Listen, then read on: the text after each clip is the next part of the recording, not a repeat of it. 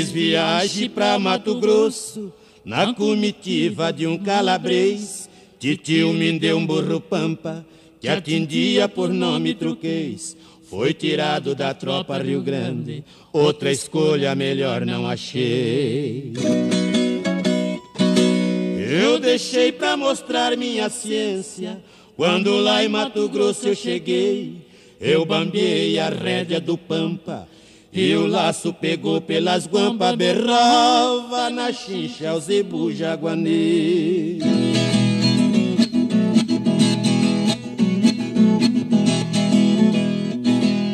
Tinha 3 mocinhas na janela, Juvilhana, Clarice e Inês. Uma delas estava me gavando, Paulistinha ainda surra vocês. Cuiabanos quiseram achar ruim.